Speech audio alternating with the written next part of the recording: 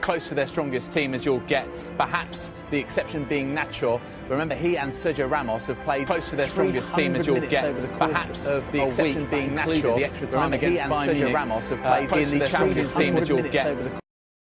The final second leg, perhaps the famous trio now, the time against Sergio Ramos have played in the Champions team as you'll get, and of course the BBC up front. And whenever they start a game, they do not lose in La Liga this season. 15 played, 1-10. And drawn 5. You can see the two managers there exchanging pleasantries, although they've had a few scraps when they were representing Real Madrid and Barcelona. 2003 in particular, I seem to recall. And it is Andres Iniesta who hasn't scored in La Liga for 519 days. The last time he did was actually against Real Madrid in that 4-0 that we reminded you of just a couple of moments ago. Barcelona's 4-3-3, Guillem, and we mentioned just the one change, Alcácer in for Neymar. What is the key for them? Is it attitude? Is it to do with the way they knit play together to recover and rediscover feeling? I think Terry mentioned it earlier. Without the ball, if they're actually able to recover early, that's where the danger is, of course, because with the space, Messi and Luis Suarez and all those just can kill you. But control of the midfield, if Paco Alcácer doesn't help Barcelona with that, Madrid may take advantage of it. The world is Real. 32, of course, is the number of La Liga titles, the most in Spain, and 11, the number of European Cups. Of course, both those numbers can go up by 1. Sergio Garcia, Masters champion, and finally wins a major at the 74th time of asking. He is a lifelong Real Madrid fan. He is an honorary life member of the club, and he will do the ceremonial kick-off tonight. This, you can see Sergio Ramos, close friends with Sergio Garcia, as is Gareth Bale, in fact. And Garcia, this has sort of come as a result of a conversation with Florentino Perez, who said, as long as you win a major, as soon as you do, you can do the ceremonial kick-off. Guillem. By the way, he's a very good player. Is he? He played in the 3rd division for a few years. And he did that until quite recently. Do you like the way he struck the ball there, Style, huh? Yeah, with his laces. I like that. Yeah, a little bit of fun. Yeah, excellent. So Sergio, wearing his green jacket that he won at Augusta National, does the ceremonial kick-off. But here we go with the proper business of the evening. Expect our colleagues in Spain to have a few bits of fun with the cameras. They've got plenty of them inside the Estadio Bernabeu. Let's hand you over to your commentary team. It's a very good evening to Jerry Armstrong and Rob Pum. Thank you, David. Well, they tell us this is the most watched game of football ever. 185 countries, all dipping into El Gran Clásico. Two teams who are separated historically, but in La Liga, separated by 3 points. We have every view covered at the Bernabeu this evening. It is said that this is Luis Enrique, as he's known Lucho, his last stand. It could be the game that defines how he's remembered as the Barcelona manager. 7 majors he's won. He's in the cup final this season.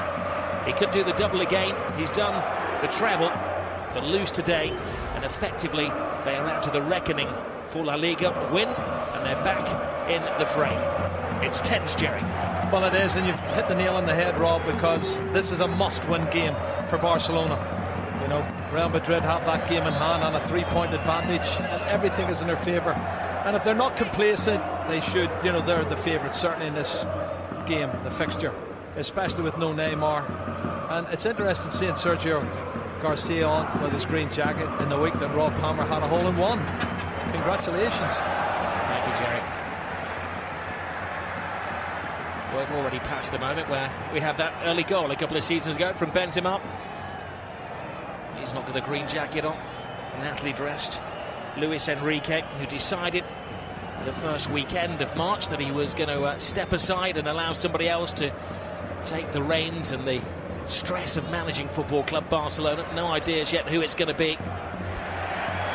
It's amazing, isn't it? In 17 months, the last time these sides played here, that was effectively the end of Rafa Benitez's stand. He had all kinds of problems.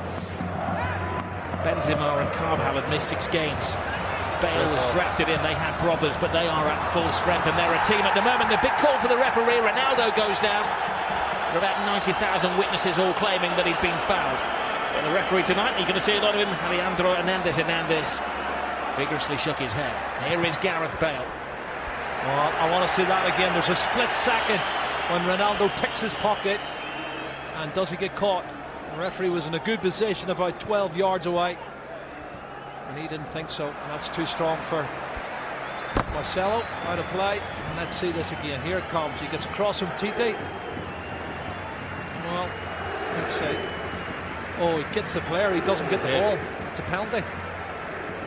Well, the referee was arching his neck to see it. Ronaldo claimed the collision had come after the ball had gone. He was right.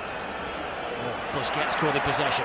Modric to Cristiano Ronaldo, hoping to prey on Tite, who's making his Clasico debut. It was one of the big decisions for Luis Enrique. Did he go with the experienced Mascherano or Samuel Tite, the one signing this season that has worked? Yeah, I like him. He's done well. He just lacks a bit of experience, as you can see there, Rob. He's not the only debutant tonight. Paco Alcácer is another one, and he's in for Neymar.